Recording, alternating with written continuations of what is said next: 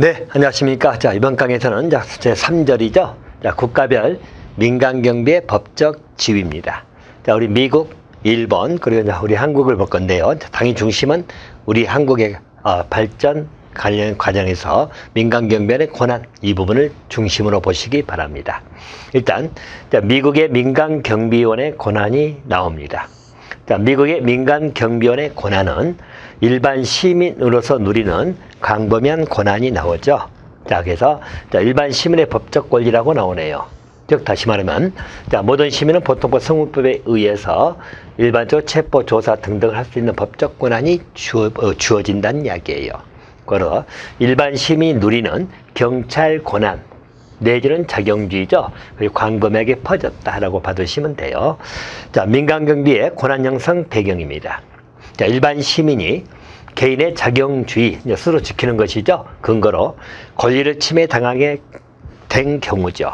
이때 불법, 행위법, 형법을 통해 가지고 구제하고 재산권에 의한 자기 방어죠. 이런 권리 행사하기 위해서는 계약법이 통해 가지고 제3자 계약 고용에 의해서 자신의 권한을 상대 행사시키고 또 공공업무 위탁 위임 등을 위해서 주의 특별법을 활용해 가지고 일반적 경찰관 신분을 가진 민간 경비원이 활동한다는 거죠. 미국의 특징 중 한 가지가 미국은 경찰관 신분을 가지면서도 민간 경비 역할을 할 수 있는 그런 제도가 있다는 거예요. 자, 그런 경우가 있음을 알 수 있다. 자, 그리고 민간 경비원의 권한 범위가 나오죠. 자, 일단 민간 경비원이 경찰 대리인으로 활동할 경우에는 헌법상 제한을 받는다는 이야기죠. 이 말은 일반적 강제권이 없다는 이야기예요. 경찰격에는 권한이 주어져 있지만 반면에 민간 경비는 극히 한정돼 있다. 각종 제한을 받을 수밖에 없다. 그런 취지로 봐두시면 되겠습니다. 자, 그리고 자, 우리 미국에서는 이제 빌렉이 학자가 있죠. 자, 우리 빌렉 하면 자, 분류입니다. 자, 민간 경비원의 법적 권한을 세 가지로 분류를 했다는 이야기입니다. 그래서 빌렉이 분류한 미국의 민간 경비원의 권한이죠. 권한은 자, 첫 번째는 일반 시민하고 똑같은 자, 그런 법적 권한은 민간 경비원이 있고요. 자, 두 번째는 일반 시민보다 좀 더 특별한 권한을 갖는 그런 민간 경비원이 있고 또 미국에 있는 것이 경찰관 신분을 갖는 민간 경비원, 세 가지 형태를 논의를 하고 있는 학자가 빌렉입니다. 일반 시민과 같은 법적 권한 민간 경비원은 자, 말 그대로 민간 경비원 수요는 민간 경비원으로서 우리나라로 따져버리면 대부분의 민간 기업체 경비원에 해당된다. 일반 시민하고 똑같다라고 받으시면 되겠고요. 일반 시민은 특별한 법적 권한을 갖는다 나와 있죠. 민간인이지만 특별한 법적 권한을 부여하는 민간 경비원입니다. 자, 이 경우는 우리나라로 따지면 청원경찰 같은 성격을 띠는 거죠. 자, 우리나라 청원경찰 제도는 민간인이면서 일반적 경찰관 직무집행법에 의해 가지고 경찰관 직무를 행사할 수 있다는 그런 특징이 있죠.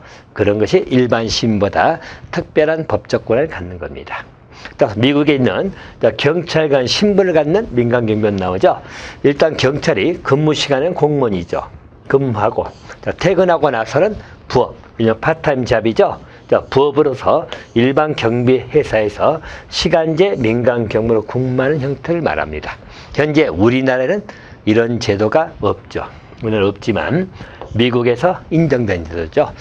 민간 경비원이지만 경찰관 신분이에요. 그래서 우리 근무 시간에는 당연히 경찰 공무원으로서 근무하고 그리고 나서 일반적 근무 시간 아닐 때는 우리 일반 경비회사에 취직해가지고 부업을 한다는 이야기예요.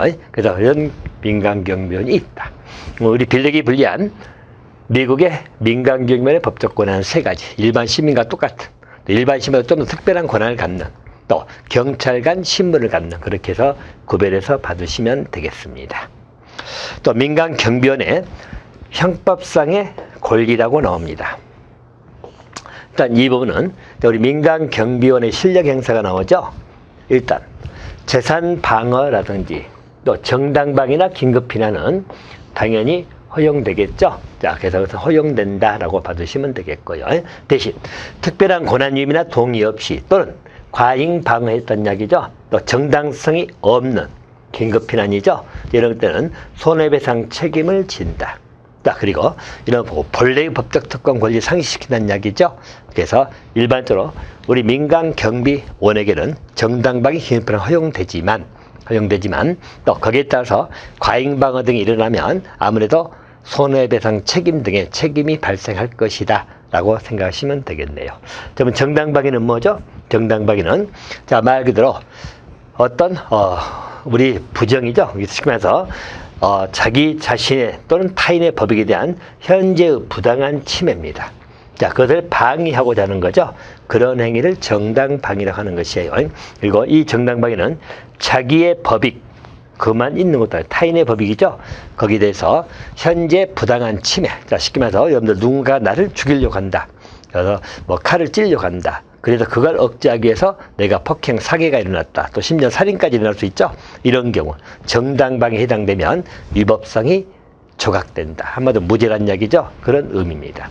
자, 그래서 형법상 위법행위를 한다는 이야기죠. 그런 것을 정당방위. 자, 긴급피난이라고 하는 것은 말 그대로 현재 발생되는 급박한 위난입니다. 위난을 피할 방법이 없어. 부득이하게 어떤 타인의 법익을 침해할 수밖에 없는 그런 형태를 긴급피난이라고 하는 겁니다. 보통 이제 예를 많이 드는 게 이런 거예요.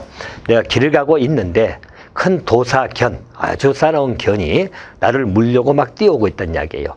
당장 피할 데가 없어서 뛰어내린 게 남의 집 유리창을 깨면서 들어갔다. 타인의 법익을 침해했죠. 근데 그 상태는 피할 수밖에 없는 그런 상황이 있기 때문에 이런 것은 하나의 정당 행위로서 위법성이 조각되는 행위다.